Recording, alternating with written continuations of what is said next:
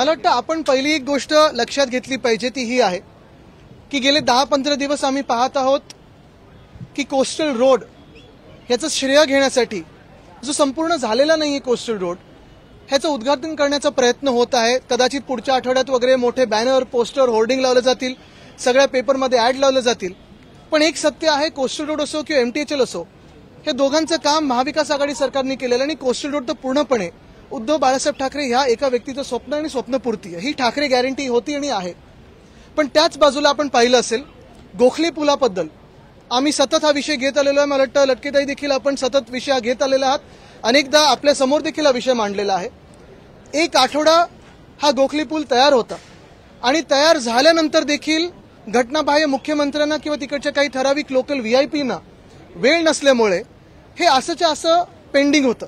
बरं, गोखले पूल पूर्ण झालंय का? तर पूर्ण नाही झालेलं आहे, अर्धवट आहे, तरी देखील उद्घाटन करायचं आहे। मला माहित नाही कुठचं सरकार असं असतं की अर्धवट झालेलं कामाचं आणि उशिरा झाल्याचं कामाचं एवढ्या आनंदाने उद्घाटन करतं। पण ते जरी असलं तरी आज आपण पहा ह्या परिस्थिती पुलाची अशी आहे की हा गोखले पूल अजूनही बर्फीवाला पुलाबरोबर लेवल मॅच नाही करत आहे। ह्याच्यावर आम्ही चौकशी करणार म्हणजे करणार, जेव्हा आमचं सरकार बसेल तेव्हा सखोल चौकशी करू।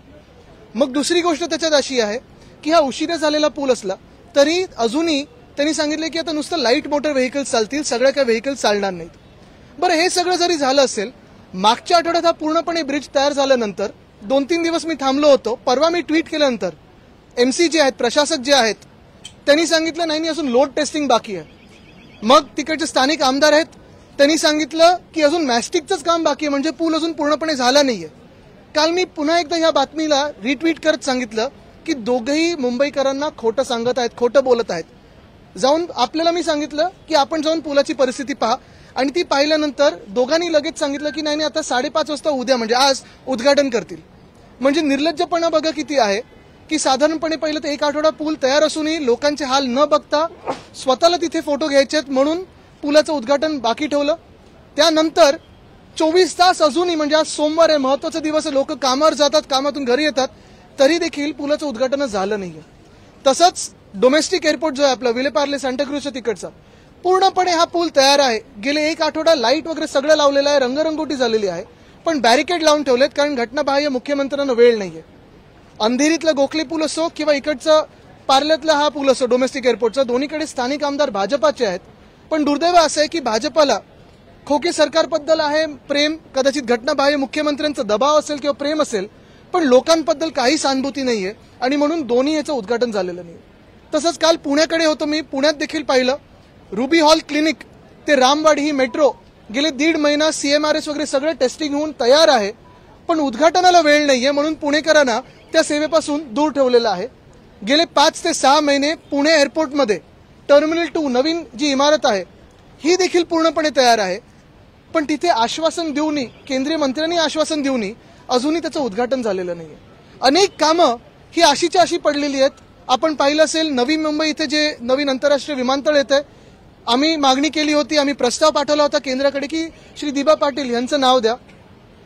अयोध्येतलं नाव दिलेलं आहे, गोव्यामधलं नाव दिलेलं आहे, पण महाराष्ट्रात आहे म्हणून नवी मुंबईत एका व्यक्तीचं नाव द्यायचं नाही, श्री दिबा पाटील यांचं नाव द्यायचं नाही, या द्वेषाने भाजप सरकार हे काम करत आहे। तसंच आपण पाहिलं असेल साधारणपणे 4 वर्षापूर्वी छत्रपती संभाजीनगर येथे जे विमानतळ आहे तिथे छत्रपती संभाजी महाराज हे नाव आपण नामकरण ह्या असेंब्लीमध्ये केलं होतं आणि केंद्राकडे प्रस्ताव पाठवला होता। 4 वर्ष झाली। पुन्हा एकदा सांगतो, अयोध्येच्या विमानतळाला एका व्यक्तीवरनं नाव दिलेलं आहे। गोव्यातल्या जे मोपा एअरपोर्ट आहे तिथे मला वाटतं जे भाजपचे एकनिष्ठ कार्यकर्ते होते आणि तिकडचे मुख्यमंत्री होते मनोहर पर्रिकर साहेब, त्यांचं नाव दिलेलं आहे। पण महाराष्ट्रात छत्रपती संभाजी महाराजांचं नाव की श्री दिबा पाटलांचं नाव आपण देत होतो म्हणून त्या द्वेषापोटी केंद्र सरकारने महाराष्ट्रावर अन्याय करायचा म्हणून ही नावं 4 वर्ष आणि 2 वर्षात झाली मंजूर केलेली नाहीत। हा नक्की द्वेष महाराष्ट्रावर एवढा का आहे? तयार होऊन कामं का प्रलंबित तुम्ही उद्घाटन ठेवताय आणि जी कामं तुमची नाहीत त्याचं क्रेडिट घेण्याचा का प्रयत्न करताय? हा एक विषय तर झालाच, पण दुसरा महत्वाचा विषय आपल्या समोर आलाय की नाही मला माहिती नाही।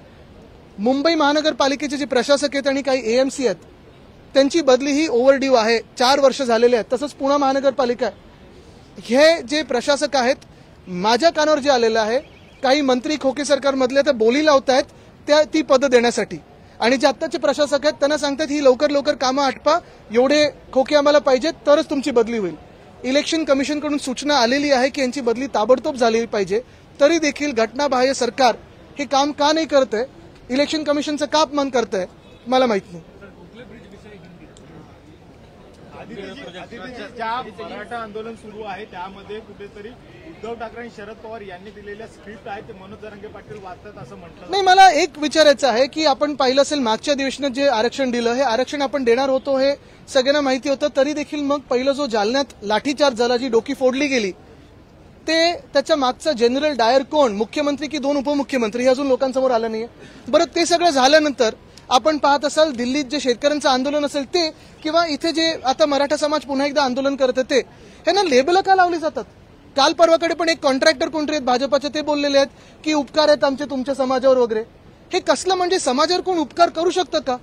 खरं म्हणजे कोणी आंदोलन करून येत असेल, कोणी मोर्चा घेऊन येत असेल, सामोरी जावाडी जे काही आहे ते स्पष्ट बोला. खोटं बोलण्याची किंवा त्यांचा अपमान करण्याची किंवा समाजाचा अपमान करण्याची गरजच नसते.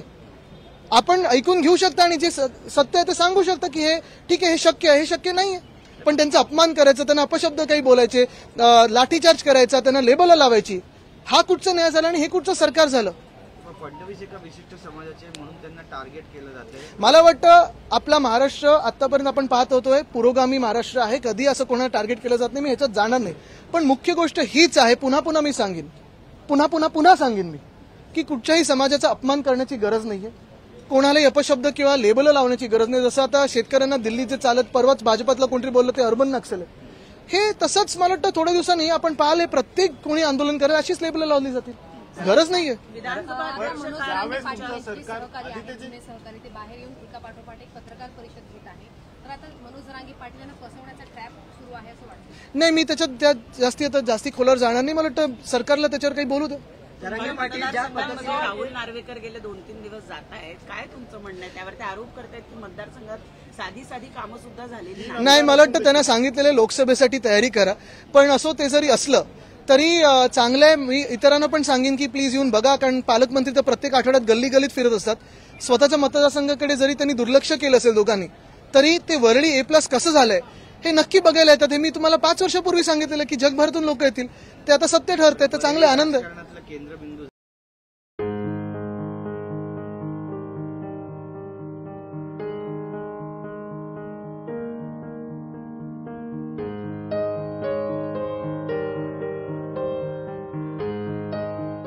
माहितीपूर्ण खात्रीशीर बातम्यांसाठी सबस्क्राईब करा अविरत वाटचाल न्यूज. नोटिफिकेशनसाठी बेल आयकॉनवर क्लिक करा. लाईक करा, कमेंट करा, शेअर करा. अविरत वाटचाल.